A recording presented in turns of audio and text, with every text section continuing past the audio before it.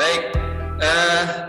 Alhamdulillah, pertama-tama tentunya kita mengucapkan syukur ya, di pertemuan pada siang hari ini kita bisa bertemu lagi dalam pembelajaran biologi. Dan kalau kalian melihat latar belakang Bapak, ini saya sedang berada di sekolah ya.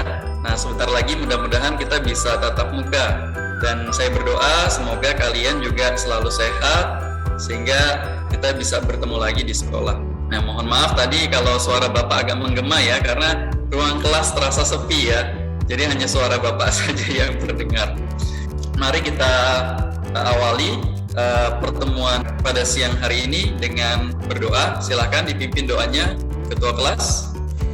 Ya Pak, makasih Pak. Oke teman-teman, sebelum kita belajar biologi, mari kita berdoa dengan saya masing-masing. Berdoa selesai. Terima kasih Kaiser. Ya, baik anak-anak.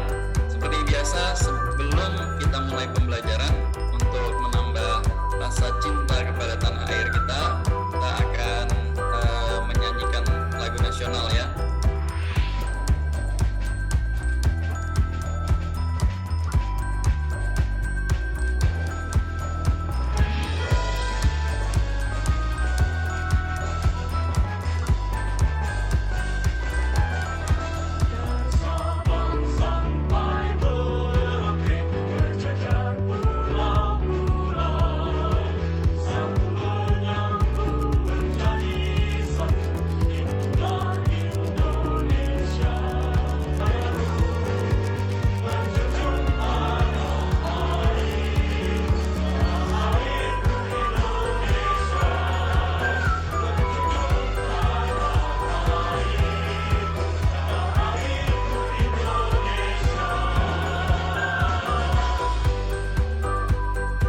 Baik anak-anak, baru saja kita menyanyikan lagu dari Sabang sampai Merauke. Mudah-mudahan itu memperkuat lagi rasa cinta tanah air kita dan semakin kuat persatuan kita. Anak sekalian, Bapak ingin mengecek dulu kehadirannya. Sudah lengkap atau belum? Kaiser, ada yang tidak masuk hari ini? Pak, sudah lengkap Pak. Sudah lengkap, oke baik. Kehadiran siswa 32 ya, sesuai ya anak-anak ya. Sudah tampil belum di layar kalian PowerPoint Pak Sondi? Sudah ya. Oke, nah saya mau menyambung materi atau pertemuan kita dengan pertanyaan dulu. Kalian di sini melihat ya, ini ada pohon apa anak-anak? Mangga Pak. Pohon mangga, betul. Itu kalian pernah makan mangga ya?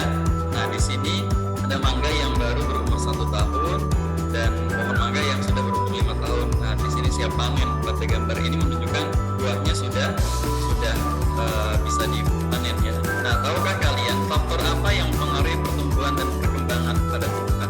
Apa saja sih faktor eksternal yang kalian tahu yang mempengaruhi pertumbuhan dan perkembangan? Saya izin jawab Pak. Silahkan Dava. Kalau setahu saya salah satunya ada suhu lingkungan. Jadi kalau suhu lingkungan itu mempengaruhi kerja enzim. Karena itu tumbuhan itu butuh suhu optimum. Dan setiap suhu optimum tumbuhan itu beda-beda. Terus kedua ada pH tanah juga Pak. pH tanah itu gunanya buat mempengaruhi kecepatan penyerapan zat hara dari dalam tanah. Jadi sama kayak suhu, kisaran pH yang dibutuhin tuh buat tumbuhan itu beda-beda juga. Terakhir ada cahaya matahari Pak, yang penting banget buat fotosintesis. Adakah yang tahu lagi selain suhu, pH dan cahaya faktor eksternal? Izin jawab Pak. Oke, Junita, silakan Junita. Tadi selain yang suhu, pH sama cahaya, ada kelembapan udara. Jadi kelembapan udara itu buat membantu proses penguapan atau transpirasi sama daun. Jadi kalau penguapannya lama, nanti naiknya air dan zat hara ke daun juga lama. Kalau cepat juga nanti naik air sama zat haranya. Terus ada kecepatan angin. Jadi kecepatan angin itu buat kecepatan proses penguapan. Jadi kalau kecepatan anginnya tinggi berarti prosesnya cepat. Kalau kecepatannya rendah prosesnya lambat. Iya betul. Jadi tadi kelembaban udara, anak-anak sekalian, teman-teman, ada hubungannya dengan proses transpirasi ya, disebutkan oleh Junita. Betul ya Junita ya? Iya, transpirasi itu adalah naiknya air dan hara dari tanah. sampai ke daun. Nah, itu ada hubungan dengan kelembaban dan juga kecepatan angin. Nah, ada yang tahu nggak unsur yang dari dalam yang mempengaruhi pertumbuhan? Apa saja? Silahkan Andika. Ada gen sama hormon. Oke, betul.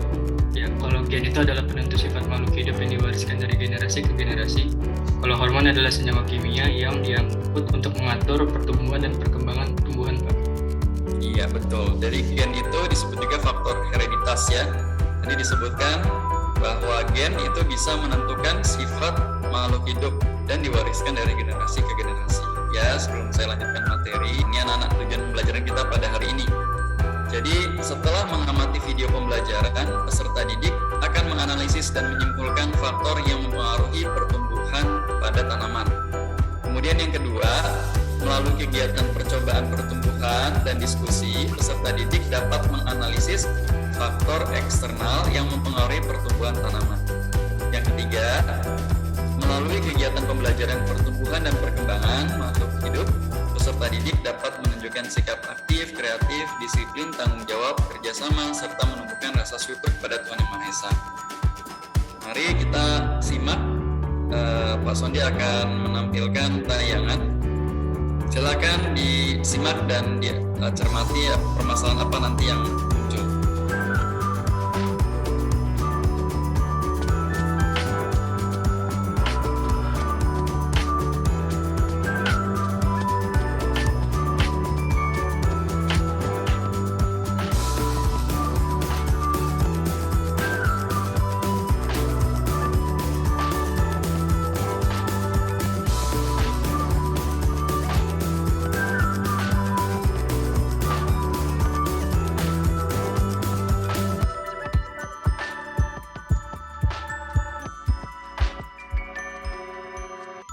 Nah, silakan. Ada permasalahan apa pada video tadi?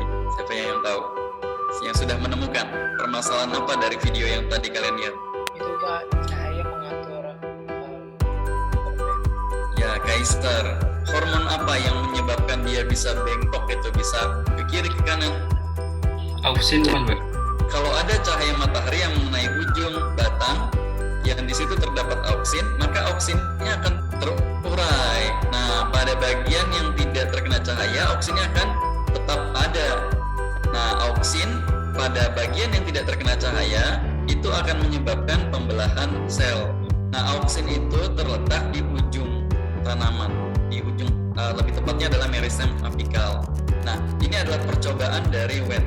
Jadi dia meletakkan ujung tanaman yang sudah dipotong tadi di atas gelatin, kemudian gelatin itu seperti agar-agar ya anak-anak. Kemudian auksinnya diserap, kemudian selanjutnya potongan gelatin di atas bagian ujung koleoptil itu, ujung batang tadi itu diletakkan. Nah, pada yang tidak terkena gelatin, nah di sini berarti tidak memiliki auksin ya. Kan kalau di gelatin tadi kan menyerap auksin, sedangkan yang tidak diletakkan gelatin berarti di sini tidak ada auksin. Nah, dari hasil pengamatan ternyata yang diberi gelatin tadi yang sudah menyerap auksin itu tumbuhnya lebih cepat gitu ya tumbuhnya, sedangkan yang tidak ada gelatinnya lebih lambat. Nah, karena di sini tidak ada auksin, maka terhambat di sini, ya nggak akan memanjang. Nah, karena ditahan di bagian daerah sini pertumbuhannya, sedangkan di sebelah kirinya ini terus berlangsung proses pembelahan sel, maka nanti akan membelok. Nah, seperti itu. Sampai sini jelas? Jelas. Oke. Jadi tadi setelah kita mengamati video, nah sebelum kita memulai kegiatan percobaan ya, jadi hari ini kita akan melakukan percobaan. Pak Sondi ingin memberikan satu permasalahan kontekstual untuk kita diskusikan bersama. Dava, coba baca Dava. Mengapa jika seorang menanam 2 bibit pohon jeruk yang dibeli dari penjual tanaman yang sama, setelah buahnya dipanen rasa yang dihasilkan dari kedua pohon tersebut berbeda meskipun kedua pohon tersebut diberikan perlakuan yang sama? Siapa yang bisa menjawab? Izin jawab, Pak. Silahkan Agil. Oke. Jadi rasanya dapat berbeda karena ada faktor internalnya, Pak, terutama gen. Jadi kalau ada gen yang menghasilkan rasa manis yang dominan, berarti tanaman tersebut akan rasa manis. Jika ada gen yang rasanya pahit, misal yang lebih dominan, maka akan rasa pahit, begitu Pak. Jadi walaupun pohonnya dari induk yang sama, dari penjual yang sama, tapi bisa saja gennya berbeda sehingga rasanya juga berbeda. Nah, kita bisa menganalogikan seperti ini. Orang yang kembar identik, apakah semua 100% semua sifat-sifatnya sama? Haikal kembar? Enggak Pak, Enggak ya. saya kan satu adik satu. Nah, nanti bisa ditanyakan kalau ada teman yang kembar. Pasti berbeda, walaupun dari ibu yang sama, ayah yang sama, pasti ada perbedaan. Karena pada saat proses pembentukan gametnya itu nanti kan terjadi ini ya, ada gen-gen yang saling berinteraksi ya. Nah, nanti kita belajar di Mendel itu. Nah, saling bertemu secara acak, secara bebas. Nah, pasti nanti akan menghasilkan sifat yang berbeda juga, walaupun dia kembar identik. Nah, itu juga sama anak-anak pada tanaman jeruk ya. Jadi jeruk itu juga tidak selalu semuanya sama walaupun dari induk yang sama. Pada saat penyerbukan bisa jadi gen-gen yang rasanya manis tadi itu lebih dominan pada tanaman jeruk yang A misalnya. Sedangkan pada jeruk yang B tidak ada gen dominan, yang ada gen resesif, rasanya asam. Gitu. Sampai sini paham ya? Terima kasih tadi Agil penjelasannya. Di sini kita akan melakukan percobaan menggunakan laboratorium virtual ya. Sesuai dengan judul yang sudah dibagi, ada 6 kelompok ya. Biji atau benih kacang hijaunya kita masukkan sesuai dengan kebutuhan percobaannya ya. Oke, ini kita matikan ya, ini untuk yang gelap. Apabila yang redup, silahkan dikurangi intensitas cahayanya. Nah, di sini kita setting 1 lampu saja. Dan yang ketiga, di sini ada 3 lampu yang tetap menyala. Nah, silahkan nanti kalian amati bagaimana pertumbuhannya dari data yang diperoleh dari ke-6 kelompok tadi. Nanti akan ada 3 kelompok saja yang mempresentasikan ya anak-anak, karena waktu yang tidak cukup ya. Jadi nanti Bapak minta perwakilan mewakili teman-teman nanti dari kelompok 1. Siap ya kelompok 1? Siap ya? Oke, kelompok 1. Kemudian Bapak pilih kelompok 2. Kelompok 2 sudah siap nanti ya, dipersiapkan ya. Dan oke, kelompok yang paling terakhir deh, kelompok 6 siap. Nanti ada 3 kelompok. Nah, yang lainnya bagaimana? Yang lainnya tetap mendapatkan nilai. Nah, nanti kalian menanggapi ya hasil presentasinya. Seperti itu. Nah, Pak Sondi sudah menyiapkan 6 ruang breakout room. Silahkan kalian secara manual, ya tidak secara otomatis. Kalian pilih sesuai dengan nomor kelompoknya. Oh ya anak-anak, waktu diskusinya hanya 15 menit ya, bersamaan juga dengan pembuatan presentasinya. Silakan. Assalamualaikum. Iya. Anak-anak, Bapak akan membantu kalian apabila nanti ada pertanyaan. Sudah sampai mana? Sudah selesai sih Pak. Nah, baik. Nah, sekarang kita sama-sama cermati ya datanya. Iya Pak. Pot A yang paling tinggi Pak. Iya, pot A yang paling tinggi. Apa faktornya? Etiolasi Pak. Etiolasi ya, etiolasi. Oke, etiolasi itu apa sih? Iya Pak. Perpanjangan kelebihan karena tadi intensitas cahaya yang kurang. Iya, jadi tingginya tanaman itu menjadi lebih cepat gitu ya, akibat intensitas cahaya yang kurang. Setelah itu apa yang terjadi tuh? Mulai lambat ya. Iya. Baik anak-anak, ada pertanyaan lagi? Tidak ada. Kalau tidak ada, Bapak akan pindah ke room berikutnya ya. Siapa? Saat ini sudah semuanya berada di main room. Pak Sondi akan minta untuk mempresentasikan 3 kelompok, yaitu kelompok 1, 2, dan kelompok 6. Nah, bagi yang tidak mempresentasikan hasil diskusinya hari ini, kalian tetap melanjutkan, nanti dikirimkan lewat Google Classroom. Baik, untuk kelompok 1, silahkan Kaiser. Waktunya masing-masing 3 menit ya, kelompok 1, kelompok 2, dan kelompok 6. Assalamualaikum warahmatullahi wabarakatuh. Waalaikumsalam warahmatullahi wabarakatuh. Saya Kaisar yang akan mewakili grup 1. Nah, kita tuh eksperimennya tentang pengaruh intensitas cahaya terhadap tumbuhan soybean. Nah, bahwa ada 3 eksperimen A, B, dan C. Nah, yang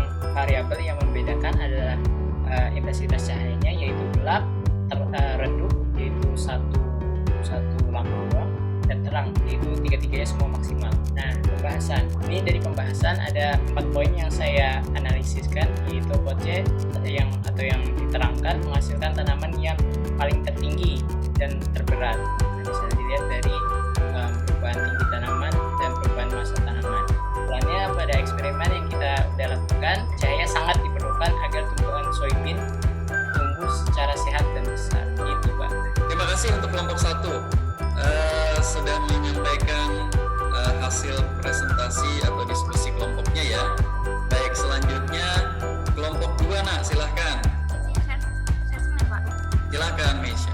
Kami dari kelompok 2 izin mempresentasikan hasil pengamatan pemberian volume air terhadap pertumbuhan tanaman tomat. Di sini kami melakukan 3 percobaan. Yang pertama, semuanya diberikan intensitas cahaya yang sama, tanah dan pupuk yang sama. Yang pertama kami memberikan volume air 10 mili, yang kedua 50 mili, yang ketiga 100 mili. Diberikan setiap hari selama 50 hari. Berikut adalah data tinggi tanaman yang didapatkan dengan durasi 50 hari, yaitu dengan pot A 8 cm, pot B 13,4 cm, dan juga pot C 12,6 cm. Pemberian air secara optimal juga dapat menyebabkan pertumbuhan yang maksimal, di mana tinggi tanaman, jumlah cabang, dan juga luas daun bertumbuh dengan maksimal. Pemberian air secara minim dapat menghambat pertumbuhan tersebut dan mengkerdilkan tanaman. Sebaliknya, pemberian air secara berlebihan juga dapat menghambat pertumbuhan karena tanah tenggelam dengan air dan mengakibatkan sulitnya sirkulasi oksigen dalam tanah dan menyebabkan tanaman mengalami malnutrisi. Sudah siap kelompok 6? Udah Pak, edukasinya ya Pak. Ya, silakan. Baik, jadi ini langsung ke pembahasan aja. Kalau dilihat dari gambarnya sama datanya bisa dilihat kalau tinggi tanaman dalam pot yang tanpa fertilizer itu lebih tinggi daripada yang ada fertilizernya. Lalu daun pada pot yang dengan fertilizer jumlahnya lebih banyak dari yang tanpa fertilizer, dan daunnya juga lebih lebar. Lalu yang ketiga, untuk masanya lebih besar yang dengan fertilizer. Tumbuhannya juga kecil lebar tanpa fertilizer dibandingkan dengan fertilizer. Mulanya itu yang pertama pertumbuhan lobak nyari itu tanpa fertilizer karena lain sebagainya. Kedua, lobak tumbuh lebih tinggi tanpa fertilizernya karena faktor internal, yaitu hormon aksin yang memperpanjang batangnya. Sama yang ketiga, massa lobak lebih berat dengan fertilizer itu karena kalau yang pakai fertilizer itu daunnya lebih banyak dan si daunnya itu lebih lebar. Nah, fotosintesis yang maksimal tanamannya jadi masanya lebih berat daripada yang tanpa fertilizer. Ini yang tinggi tanaman per hari, dan yang tinggi yang massa sama tingginya. Oke, baik. Terima kasih untuk kelompok 6. Ya, anak-anak, setelah 3 kelompok telah menyampaikan presentasinya, sangat baik hasil analisis dan juga diskusinya. Ada yang mau bertanya? Ya, kalau tidak ada yang bertanya, Pak Sondi ingin kalian nanti memberikan pendapatnya ya nanti di dalam LKPD. Ya, LKPD-nya yang tadi sudah Bapak bagikan, itu kalian isi. Nah, kemudian untuk selanjutnya kita akan masuk ke pengambilan kesimpulan nih dari hasil diskusi. Ya Pak, jadi kesimpulannya teman-teman bahwa cahaya itu sangat diperlukan untuk tumbuh secara sehat dan besar. Faktor yang mempengaruhi kecepatan pertumbuhan atau paling baik adalah yang Intensitas cahaya yang paling tinggi, Pak. intensitas cahaya yang paling tinggi. Baik, terima kasih untuk kesimpulannya Kaiser. Ya, silakan Nandia, Anya. Jadi kesimpulannya tadi itu fotosintesis yang maksimal itu lebih bagus yang pakai fertilizer, Pak. Oke, fertilizer itu adalah bagian dari nutrisi ya. Jadi fertilizer termasuk faktor eksternal yang merupakan nutrisi. Baik, satu kesimpulan, silakan. Yang mau menyampaikan. Baik, silakan. Jadi soal volume air terhadap tanaman tadi yang saya dilihat di data saya kan potnya yang paling tinggi, yang masanya juga paling berat. Nah itu sebenarnya kalau misalnya ngasih air ke tanaman gak boleh terlalu dikit, gak boleh terlalu banyak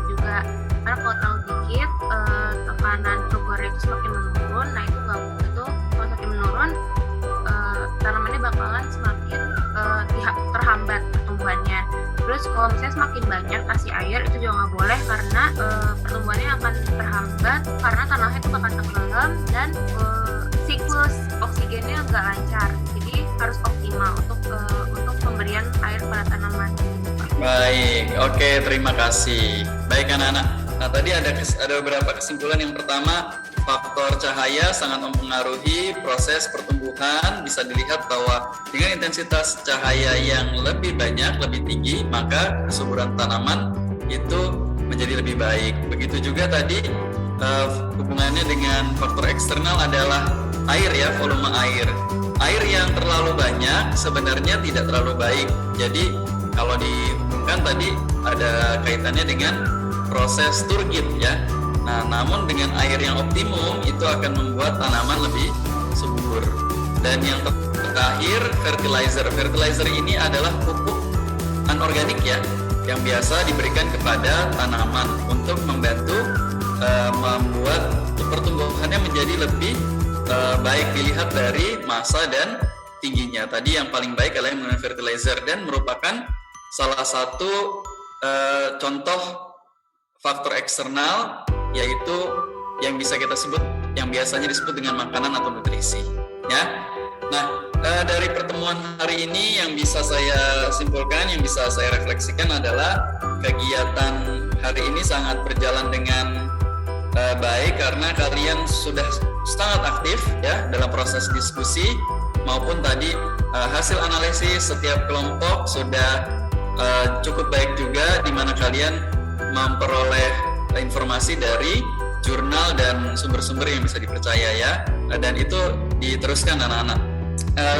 Sebelum kita mengakhiri materi pada hari ini, Pak Sondi ingin memberikan penilaian dulu ya, utamanya kepada siswa yang hari ini aktif ya pada pembelajaran, dan saya mengapresiasi untuk yang pertama Kaiser ya, Kaiser. Kemudian yang kedua adalah tadi yang saya lihat cukup aktif dalam diskusi Meisha ya. Kita berikan applause untuk semuanya. Tentu tidak mengurangi yang tadi sudah menjawab pertanyaan ya. Yang sudah menjawab pertanyaan juga sudah ada nilainya dari saya, sudah diberikan catatan. Yang belum dapat kesempatan nanti pada pertemuan yang akan datang, silahkan kalian lebih aktif lagi. Nah, terakhir dari Pak Sondi, Bapak ingin menginformasikan, jadi LK yang tadi sudah Pak Sondi berikan, LKPD-nya nanti diunggah. Kemudian, materi yang akan kita pelajari pada pertemuan berikutnya yaitu pertumbuhan dan perkembangan pada hewan. Ya, nanti kita baca. Nah itu ya anak-anak ya, kalian akan mengerjakan post-test ya. Post-testnya itu yang ada di Gizmos tadi ya. Untuk penutup kepada ketua kelas, silahkan dipimpin dulu berdoa. Oke, sebelum kita selesai belajar biologinya, mari kita berdoa dengan kepercayaan masing-masing. Berdoa dimulai. Berdoa selesai. Ya, saya mengucapkan terima kasih banyak ya atas partisipasi kalian dalam pembelajaran biologi hari ini. Kurang lebihnya mohon maaf. Assalamualaikum warahmatullahi wabarakatuh. Selamat siang.